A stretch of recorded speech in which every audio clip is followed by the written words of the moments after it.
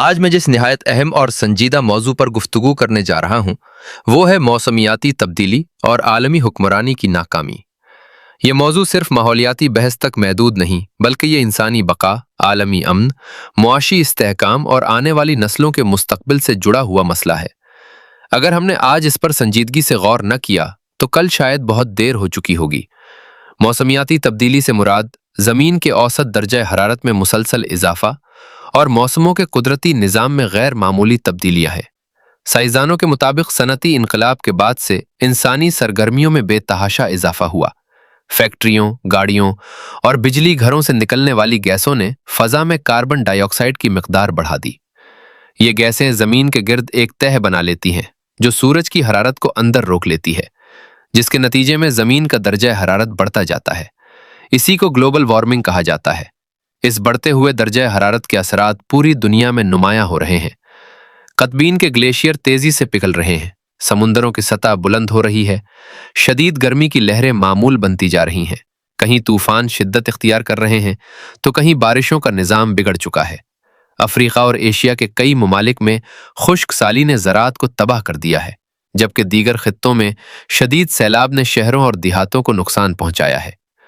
پاکستان بھی اس بحران سے محفوظ نہیں۔ حالیہ برسوں میں آنے والے تباہ کن سیلاب اور شدید گرمی کی لہروں نے ہماری معیشت اور عوام کو شدید متاثر کیا ہے۔ دنیا میں اس مسئلے کے حل کے لیے مختلف عالمی اقدامات کیے گئے۔ یونائٹڈ نیشنز کے پلیٹ فارم پر کئی عالمی کانفرنسیں منعقد ہوئیں جن میں موسمیاتی تبدیلی سے نمٹنے کے عزم کا اظہار کیا۔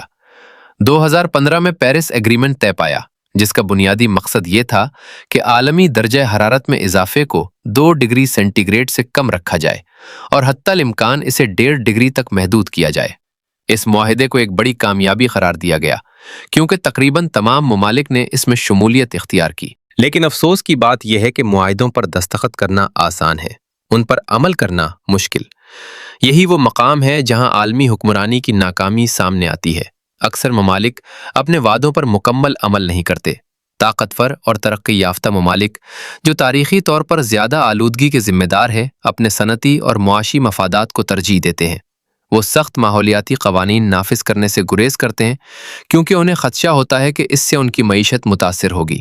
ایک اور بڑی وجہ یہ ہے کہ عالمی معاہدوں پر عمل درآمد کے لیے کوئی سخت اور مؤثر نظام موجود نہیں۔ اگر کوئی ملک اپنے طے شدہ اہداف پورے نہ کرے تو اس کے خلاف فوری اور مضبوط کارروائی نہیں ہوتی۔ اس کے علاوہ ترقی یافتہ اور ترقی پذیر ممالک کے درمیان اختلافات بھی اس مسئلے کو پیچیدہ بنا دیتے ہیں۔ ترقی پذیر ممالک کا موقف ہے کہ انہیں ترقی کے لیے توانائی اور وسائل درکار ہیں، جبکہ ترقی یافتہ ممالک چاہتے ہیں کہ سب برابر کی ذمہ داری اٹھائیں۔ مالی امداد کے وعدے بھی اکثر مکمل نہیں کیے جاتے، جس کی وجہ سے غریب ممالک موسمیاتی تبدیلی سے نمٹنے کے لیے ضروری اقدامات نہیں کر پاتے۔ اگر یہ صورتحال جاری رہی تو اس کے نتائج نہایت خطرناک ہو سکتے ہیں۔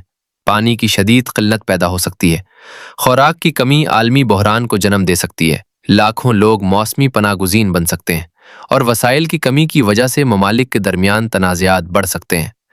یہ مسئلہ صرف ماحول کا نہیں بلکہ انسانی حقوق، صحت، معیشت اور عالمی امن کا بھی مسئلہ ہے۔ اب سوال یہ ہے کہ ہمیں کیا کرنا چاہیے؟ سب سے پہلے عالمی سطح پر مضبوط اور با اختیار نگرانی کا نظام قائم کرنا ہوگا تاکہ ممالک کو ان کے وعدوں کا پابند بنایا جا سکے۔ کاربن کے اخراج میں حقیقی اور قابل پیمائش کمی لانا ہوگی۔ قابل تجدید توانائی جیسے شمسی، ہوا اور پن بجلی کو فروغ دینا ہوگا۔ جنگلات کی کٹائی روکنا اور نئے درخت لگانا وقت کی اہم ضرورت ہے۔ اس کے ساتھ ساتھ ترقی پذیر ممالک کو مالی اور تکنیکی مدد فراہم کرنا بھی ضروری ہے تاکہ وہ موسمیاتی تبدیلی کے اثرات سے بہتر طور پر نمٹ سکیں۔ نوجوان نسل کا کردار بھی انتہائی اہم ہے۔ آج کے نوجوان کل کے رہنما ہیں۔ اگر وہ باشعور ہوں گے اور ماحول دوست طرز زندگی اپنائیں گے تو مثبت تبدیلی ممکن ہے۔ ہمیں اپنے روزمرہ کے معمولات میں بھی تبدیلی لانی ہوگی۔ توانائی کا کم استعمال، پلاسٹک سے گریز اور پانی کی بچت جیسے اقدامات بھی اہم ہیں۔ آخر میں یہی کہنا چاہوں گا کہ موسمیاتی تبدیلی انسانیت کے لیے ایک مشترکہ امتحان ہے۔ یہ مسئلہ کسی ایک ملک یا ایک خطے تک محدود نہیں۔ اگر عالمی قیادت نے سنجیدگی کا مظاہرہ نہ کیا تو آنے والی نسلیں ہمیں ذمہ دار ٹھہرائیں گی، لیکن اگر ہم متحد ہو جائیں، اپنے اختلافات بھلا کر مشترکہ مفاد کو ترجیح دیں تو ہم اس بحران پر قابو پا سکتے ہیں۔ وقت کم ہے، خطرہ بڑا ہے، مگر امید ابھی باقی ہے۔ آئیے ہم سب مل کر ایک محفوظ، سرسبز اور پائیدار دنیا کے لیے کردار ادا کریں۔